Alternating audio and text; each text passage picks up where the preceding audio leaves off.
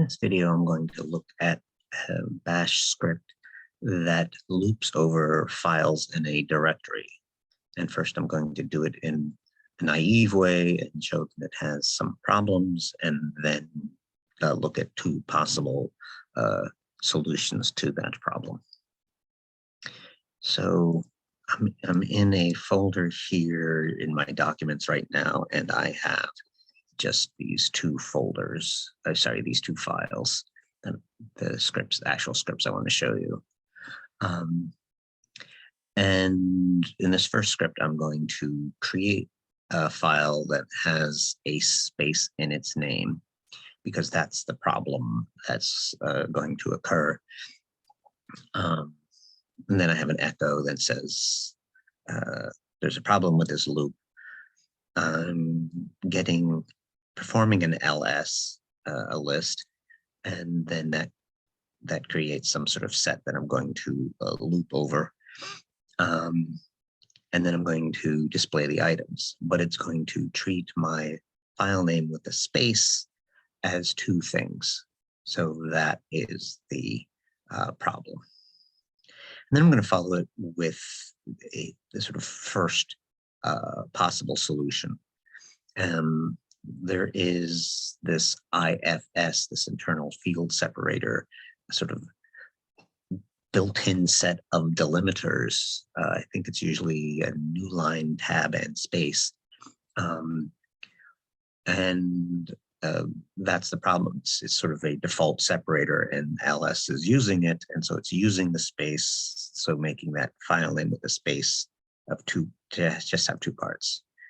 Now, if I rule the world, my solution would just be no file names can have spaces, but I don't rule the world, so we have to learn how to deal with this.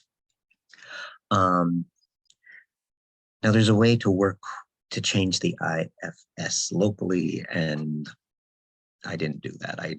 I recalled it's old, so I made a variable to remember the original values of the IFS. So assign IFS exists, assign its values to old IFS. Then I'm going to give the IFS a new value, and then at the end, put it back. But again, I think there's this local version where you just change it locally, and you don't have to worry about this going back and forth. But that's not what I did. And then here is echoing the new line and also a backspace. There's some Stack Overflow about including the backspace. And so that's assigning a new value to IFS. And then I loop over ls, and this is a -1. As you can tell, there's a little L, so you can tell that that's not an L, that's a -1. And when you do ls -1, let me show you ls -1, it puts each thing on a new line. So it's forcing the delimiter and the results to be new line characters and not spaces, as opposed to a regular just ls. They might go across the screen. So I'm forcing the delimiter to be a new line by using the -1 option. And I changed my IFS internal field separator I sort of got rid of the tab, got rid of the space. So by changing IFS to new lines, and by using ls with the -1 option, which puts everything on the new line, I'm hoping that fixes it, and it, at least for this simple example, does.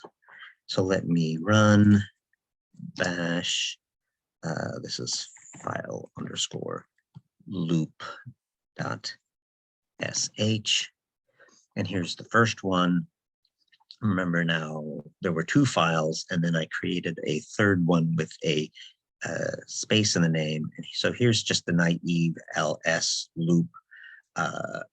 And there should be 3 items, and it's made it look like there are 4 because it's treating file and name.txt as 2 things, whereas it's really 1 thing with a space in it.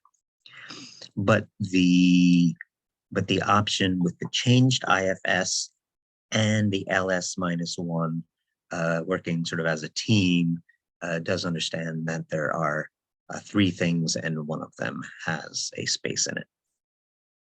Okay, so that was sort of a naive way to loop over elements in whatever's in a directory, and also showing you the problem with it, and then a solution to the problem. I'm going to show you a different problem, a different solution to the problem. And here is the source of this solution, or at least as far as I'm aware, because that's where I saw the answer.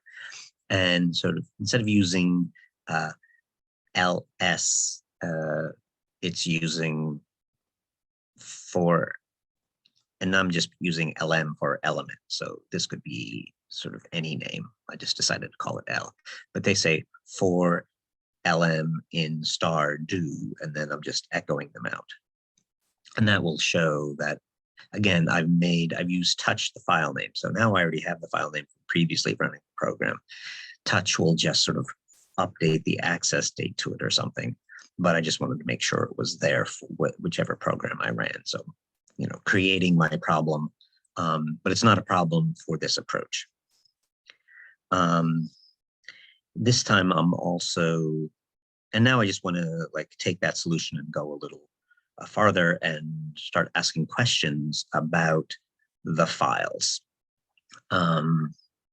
So that's part of the reason you might want to loop through files to sort of like find out if you have this kind of file, that kind of file, what have you. So one thing I'm doing is I am making a directory, because one of the questions I'm going to ask is it a directory or is it a file when I'm looping over my list? Or it's not list anymore, but list, I'll still call it a list.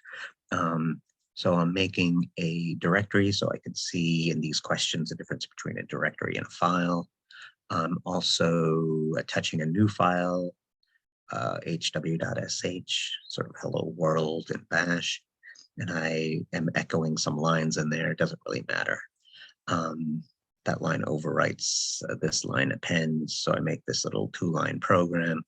And here's what I want to really work on, changing the permissions to that file. So I have an executable file. So now I'm repeating my loop over the directory contents, and I'm asking questions. So if -d asks if something is a directory. So when I come across a test folder, it should say that that's a directory. Next, I have an elif, and I'm asking if it's a file and if it's this X is executable, then that will come out as an executable file. And there I should see this hello world.sh, which I made with the 777 executable. Then I have another elif. I just ask if it's a file, but because it's an elif structure, I'm only going to get here if it was not executable. So this will be the not so it's be a file, but it's not executable. And then I'll have an else to say somehow I got here. It wasn't a directory. It wasn't an executable file. It wasn't a non-executable file. I'm not sure what it was. I don't think I'll have anything there. But in case there was something that was not any of these things. Okay, so let's have a look at that. Let me clear, make a little space. And then this is file _2. And again, so this is another solution. This lm in star is another solution to the file name with the space problem. So it handled that fine. And then I've also added, after that, I've added a folder and an executable file, and then I loop through everything. So now I should have 5 things, file _loop, file _loop2, file _loop, and file name. Those were all non-executable files.